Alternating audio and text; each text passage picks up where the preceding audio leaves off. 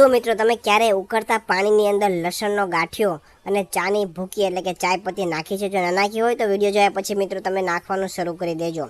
મિત્રો તમારે શું કરવાનું છે, તમારે મિત્રો એક તપેલીની અંદર પાણી છે એને ઉકળવા માટે તમારે મૂકી દેવાનું છે અને વ્યવસ્થિત પાણી એકદમ ઉકળવા લાગે ત્યારબાદ તમારે મિત્રો એક વ્યવસ્થિત મોટી સાઇઝનો એક લસણનો ગાંઠિયો લેવાનો છે અને તેને તમારે ઉકળતા પાણીમાં નાખી દેવાનો છે।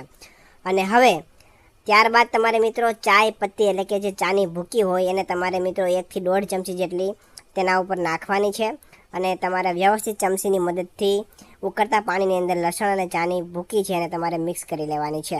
હવે મિત્રો આટલું થઈ જાય પછી તમારે 5 થી 6 જેટલા લવિંગ તમારે તેમાં ઉમેરવાના છે અને ત્યારબાદ તમારે એક તમાલપત્ર લેવાનું છે અને તેના તમારે ટુકડા નાના કરીને તમારે પાણીની અંદર નાખી દેવાના છે, ઉકળતા પાણીની અંદર। હવે મિત્રો આટલી બધી વસ્તુને હવે તમારે લગભગ 5-6 મિનિટ સુધી ઉકળવા દેવાની છે। આ બધું વ્યવસ્થિત ઉકળી જાય ત્યાં સુધીમાં તમારું નામ અને તમારા ગામનું નામ કોમેન્ટ કરીને જણાવી દો, જેથી કરીને અમે તમને સ્પેશિયલ થેન્ક્સ કહી શકીએ। તો મિત્રો લાસ્ટ વિડીયોનું સ્પેશિયલ થેન્ક્સ શીતલબેન પટેલને મોરબીથી, છાયાબેન મોરેને અમદાવાદથી, બક્કુબેન ડોડિયાને ખેડાથી, ત્યારબાદ અર્પિતાબેન પટેલને વડોદરાથી, દીપકભાઈ પટેલને ઠેબાથી, વિલાસબેન પટેલને ભરૂચથી, સરોજબેન ભાવસરને બરોડાથી, રેશમાબેન સોલંકીને સુરતથી, રમેશભાઈ પરમારને બોચાસણથી અને ઇન્દુબેન ટીમ્બડિયાને જૂનાગઢથી જાય છે। મિત્રો તમે પણ તમારું નામ કોમેન્ટ કરીને જણાવી દો, જેથી કરીને અમે તમને સ્પેશિયલ થેન્ક્સ કહી શકીએ।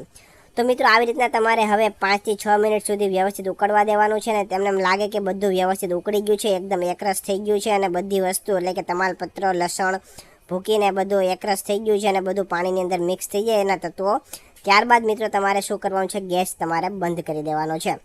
હવે મિત્રો ગેસ બંધ થઈ જાય પછી આ જે પાણી છે એને મિત્રો તમારે એકદમ ઠંડુ કરવા માટે તમારે મૂકી દેવાનું છે પંખા નીચે, તો એમને તમારે 2-3 કલાક સુધી મૂકી દેવાનું છે। એટલે એકદમ ઠંડુ થઈ જાય પછી તમારે મિત્રો એક ગરણીની મદદથી આ વસ્તુ છે એને તમારે ગાળી લેવાની છે।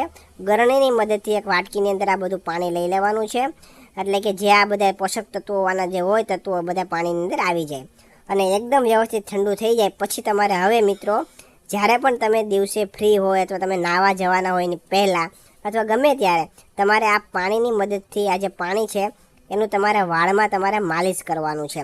તમારે વાળની અંદર આ પાણીને નાખીને ઘસવાનું છે, વાળ તમારે માલિશ કરવાના છે। આવું તમારે 1 થી 2 મહિના સુધી કરવાનું છે। મિત્રો આવું કરવાથી તમારા વાળ છે એ જળ મૂળમાંથી મજબૂત થઈ જવાના છે, તમારા વાળ છે એકદમ વ્યવસ્થિત કાળા થઈ જશે અને મજબૂત થઈ જવાના છે। તમારે બજારમાંથી કોઈ પ્રકારની વસ્તુ લેવાની જરૂર નહીં પડે।